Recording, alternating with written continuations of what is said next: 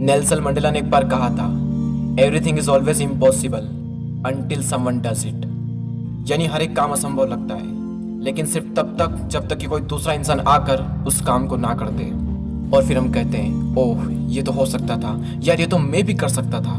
भाई तू कर सकता था तो तूने किया क्यों नहीं? इस वीडियो से आप कुछ सीखो या ना सीखो, लेकिन एक बात तो गांठ बांध कर रख लो कि आप वो सब कुछ कर सकते हो जो बाकी लोग कर सकते हैं, और आप वो सब कुछ कर सकते हो जो बाकी लोग नहीं कर सकते। सेकंड लाइन को मैं फिर से रिपीट करना चाहूंगा कि आप वो सब कुछ कर सकते हो जो बाकी लोग नहीं कर सकते।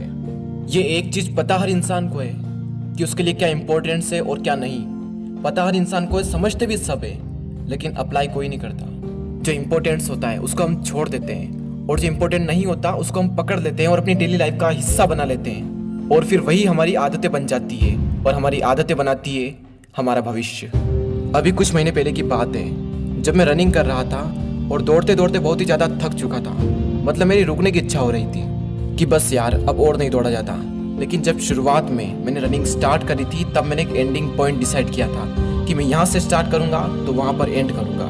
और उस वक्त मेरे माइंड में सिर्फ एक ही चीज़ चल रही थी कि बस थोड़ा सा और तो बचा है यार, ख़त्म करो। और जैसे तैसे मैं एंडिंग पॉइंट तक पहुँच गया। और उस वक्त मैंने अपनी लाइफ में एक बहुत बड़ी चीज़ सीखी कि अगर वो एंडिंग पॉइंट मेरे माइंड में नहीं होता, वो एंडिंग पॉइंट मैंने सेट नहीं किया होता, तो मैं वहीं पर रुक जाता जहाँ पर मेरा रुकने का मन हो रहा था। जहाँ पर मैं बहुत ज़्यादा थक चुका था, मैं वहीं पर रुक जाता। लेकिन नहीं, वो गोल मेरे माइंड में था। वो गोल मैं पहले ही सेट कर चुका था कि मुझे यहाँ से स्टार्ट करना है तो वहाँ पर एंड करना है। और यही फंडा एकदम सटीक तरीके से लाइफ में भी काम करता है। एक गोल हमें वहाँ पर ले जाता है जहाँ पर जाने का हम सपना देखते हैं। एक डायरेक्शन मिलती है, एक इंस्पिरेशन मिलती है, एक मोटिवेशन मिलता है अंदर से कि कुछ करना है और वहाँ पर पहुँचना है। ये ज़रूरी नहीं है कि कोई बड़ा गोल सेट किया जाए। एक छोटा सा गोल सेट करो, एक दिन का गोल सेट करो, और जब वो अचीव हो जाए तो मज़े करो, खूब मज़े करो, नाचो कूदो, जो मन करता है वो करो। क्योंकि इन्जॉय नहीं किया तो वही चीज़ आपको अगले दिन बोरिंग लगने लगेगी और आपका फर्स्ट डे आपका लास्ट डे बन जाएगा।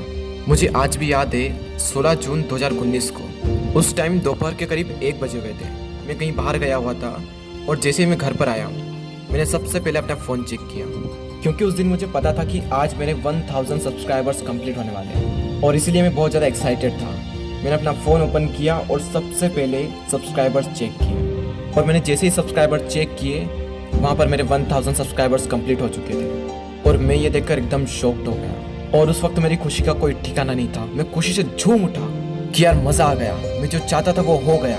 मैं सबसे पहले दौड़कर वहाँ गया जहाँ पर भगवान रखे हुए थे, और उनके पास जाकर सबसे पहले दिल से थैंक्स कहा, और अपने बेस्ट फ्रेंड को कॉल किया और उसे बताया कि भाई मेरे 1000 सब्सक्राइबर्स कंप्लीट हो चुके हैं।